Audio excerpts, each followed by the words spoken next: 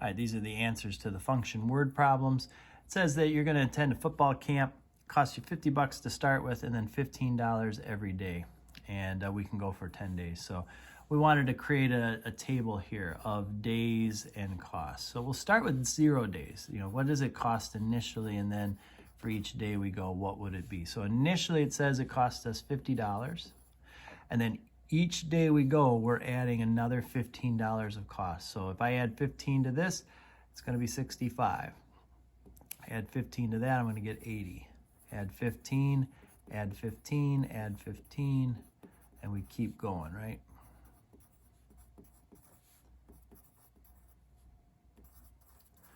And so that would be our total cost all the way out. If we go 10 days, we'll have spent $200 on this camp, all right? Identify the domain and range. So our domain will be the days. You know, what particular day are you talking about?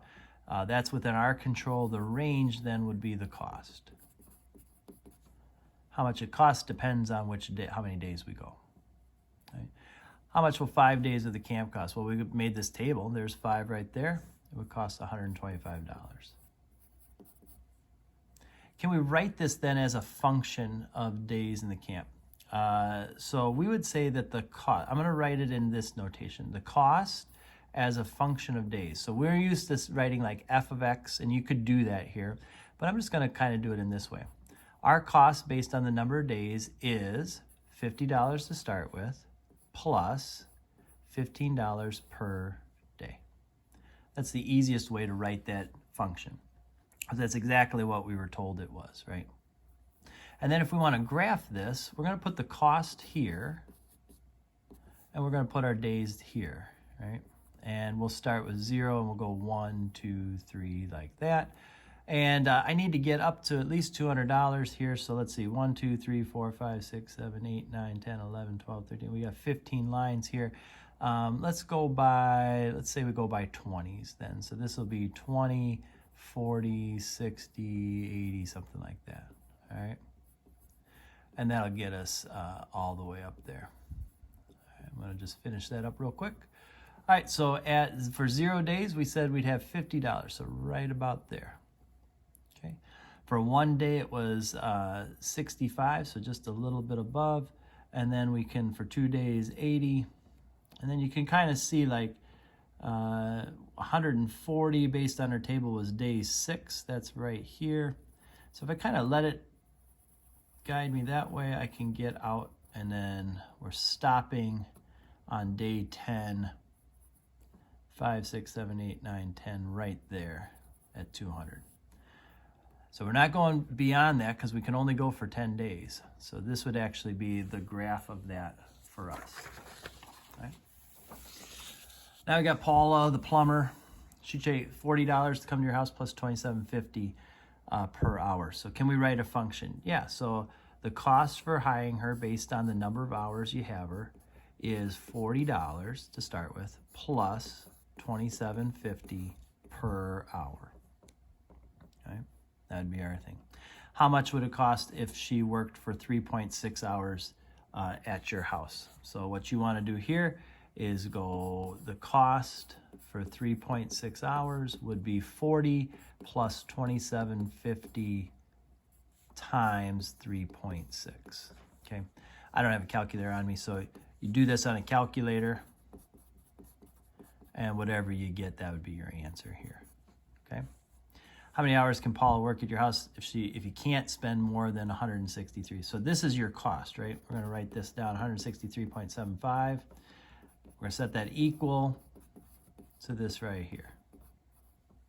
So take the function, now we're going to set it equal to that. We're going to subtract 40. So we get 123.75 equals 27.50 and then you're going to divide by 27.50. Okay, and again, do this on a calculator. 123.75 divided by this, and that'll be the number of hours you can have her. Okay. Can we create a graph for this? Yeah, this is pretty simple. The hours will go here, and her cost, the cost of having her will be on this one.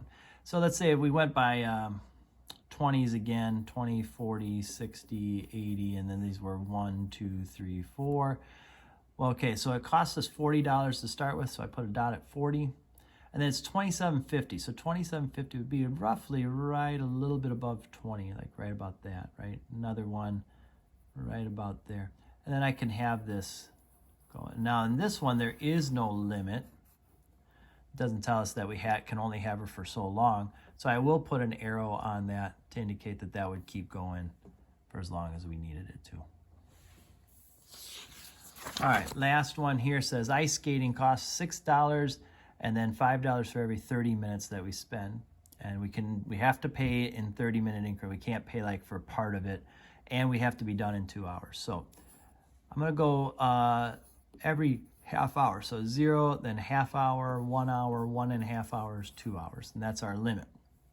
It costs us $6 to rent the skates, and then for each of these half hours, it costs us another $5. So $11 here, 16, 21, $26 total, okay? Now, when we make the graph, this is where it gets interesting. I wanted to just show you this. So this is gonna be hours here, and this will be cost over here, okay? And we'll go by, we'll go by $2 here. 2, 4, 6, 8, 10, 12, 14, 16, 18, 20, 22, 24, 26, 28, 30, okay? And then we're gonna go by half hours here. So this will be 0.5, and then 1, and then 1.5, and then 2. That'll get us here. Now, initially it cost us $6, right?